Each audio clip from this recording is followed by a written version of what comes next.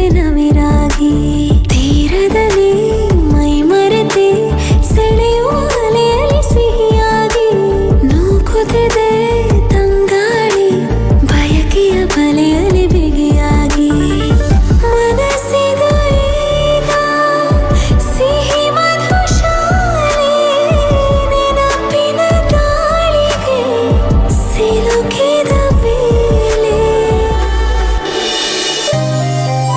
ಕೃಷ್ಣ, ಇದು ಬರೀ ನಿನ್ ಸ್ವೆಟರ್ ಅಲ್ಲ, ಇದರಲ್ಲಿ ನಿನ್ ಪ್ರೀತಿ ಇದೆ, ಕಾಳಜಿ ಇದೆ, ನಿನ್ ನೆನಪಿನ ಕಚಗುಳಿ ಇದೆ. ಅಯ್ಯೋ, ನಾನು ನಿನ್ ಹಾಗೆ ಮಾತಾಡ್ತಿದ್ದೀನಲ್ಲೋ, ಗೊತ್ತಿಲ್ಲದೆ ನನಗೂ ಕವಿ ಭಾಷೆ ಬರ್ತಾ ಇದೆ. ಯಾಕೋ ಗೊತ್ತಿಲ್ಲ, ಕವಿತೆ ಹೇಳ್ಬೇಕು ಅಂತ ಅನಿಸ್ತಿದೆ. ಬಣ್ಣಿಸಲೆಂತು ನಾ ನಿನ್ನೊಳಗಿನ ಆಳವ, ಮೌನದಿ ತುಂಬಿರಲು ನಿನ್ನ ನೆನಪಿನ ಬಣ್ಣ, ಬೆಚ್ಚನೆಯ ನೂಲ ಎಳೆ ಎಳೆಯಲು ನಿನ್ನ ಸ್ನೇಹದ ಗಮಲಿದೆ.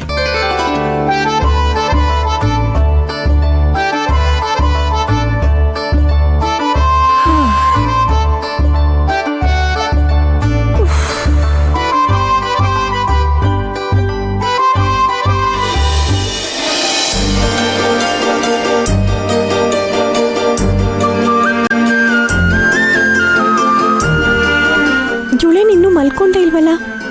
ಇಷ್ಟೊತ್ತಲ್ಲಿ ಏನ್ ಮಾಡ್ತಿದ್ದಾಳೆ? ಛೇ, ಕಂಪ್ಲೀಟ್ ಮಾಡಕ್ಕೆ ಆಗ್ತಿಲ್ವೇ? ಬೆಚ್ಚನೆಯ ನೂಲ ಎಳೆ ಎಳೆಯಲ್ಲೂ ನಿನ್ನ ಸ್ನೇಹದ ಗಮಲಿದೆ. ಛೇ, ಮುಂದೇನು ಹೇಳೋದು? ಆ ಗಮ್ಮಲಿನ ಮರೆಯಲ್ಲಿ ನೂರಾರು ಜನುಮದ ಅನುಭವವಿದೆ.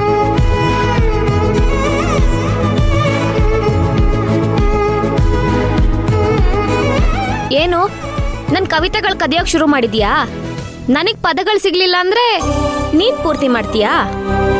ಇಲ್ಲ ರುಕ್ಮಿಣಿ ಅವರೇ, ನೀವು ಶುರು ಮಾಡಿದ್ದು ತುಂಬಾ ಚೆನ್ನಾಗಿತ್ತು. ನೀವು ಹೇಳಿದ್ದ ಪದಗಳಿಗೆ ನೋವಾಗಬಾರ್ದು ಅಂತ ನಾನು ಕಂಪ್ಲೀಟ್ ಮಾಡಿದೆ ಅಷ್ಟೆ. ಚೆನ್ನಾಗಿ ಮಾತಾಡ್ತೀಯಾ? ಯಾಕೆ, ನಿದ್ದೆ ಬರ್ತಾ ಇಲ್ವಾ? ಅದು ರುಕ್ಮಿಣಿ ಅವರೇ, ಸ್ವೆಟ ಬೇಕಾಗಿತ್ತು, ಅದು ಕೇಳೋಣ ಅಂತ ನಿಮ್ ರೂಮ್ಗೆ ಹೋಗಿದ್ದೆ, ಆದ್ರೆ ನೀವಲ್ಲಿ ಇರ್ಲಿಲ್ಲ. ರುಕ್ಮಿಣಿ ಅವರೇ, ಇವತ್ತು ತುಂಬಾ ಚಳಿ ಇದೆ, ನಂಗೆ ಆ ಸ್ವೆಟರ್ ಕೊಡ್ತೀರಾ?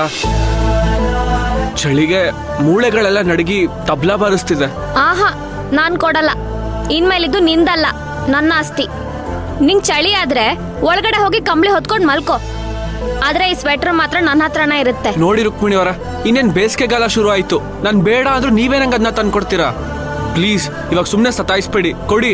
ಕಾಲ ಯಾವ್ದಾದ್ರೂ ಅಷ್ಟೇ, ಈ ಸ್ವೆಟರ್ ಜೊತೆ ನಂದು ಸುಂದರವಾದ ನೆನ್ಪಿದೆ. ನಾವು ಕಾಡಲ್ ಕಳೆದ ಕ್ಷಣ, ಪಟ್ ಕಷ್ಟ, ಅದನ್ನ ಯಾವ ಕಾಲಕ್ಕೂ ಮರೆಯಕ್ಕಾಗಲ್ಲ. ಅದಕ್ಕೆ ನಾನಿದನ್ನ ನಿನಗ್ ಕೊಡಲ್ಲ. ಇವತ್ತು ಒಂದಿನ ಕೊಡಿ ರುಕ್ಮಿಣಿ ಅವರ. ಕೊಡಲ್ಲ ಕೊಡಲ್ಲ ಕೊಡಲ್ಲ.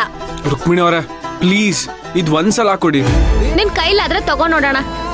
ನೋಡಿ ರುಕ್ಮಿಣಿ ಅವರ, ಸುಮ್ನೆ ಸತಾಯಿಸ್ಬೇಡಿ. ಕೊಡಲ್ಲ. ನಾನ್ ಬಿಡಲ್ಲ. ಬೇಡ ಕೃಷ್ಣ, ಕೊಡಿ. ಬೇಡ.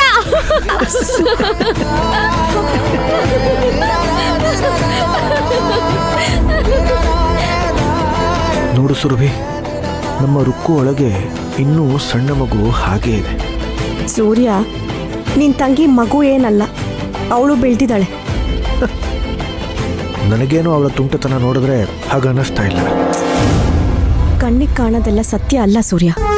ನಿನ್ ಪ್ರೀತಿಯಿಂದ ಅವಳ ಮಗು ಅಂತ ಒಪ್ಕೋಬಹುದು, ಆದ್ರೆ ಅವಳ ಕವನದಲ್ಲಿ ಇದೆಯಲ್ಲ ಆಳ, ಅದು ನಿನಗೆ ಅರ್ಥ ಆಗ್ತಾ ಇಲ್ಲ.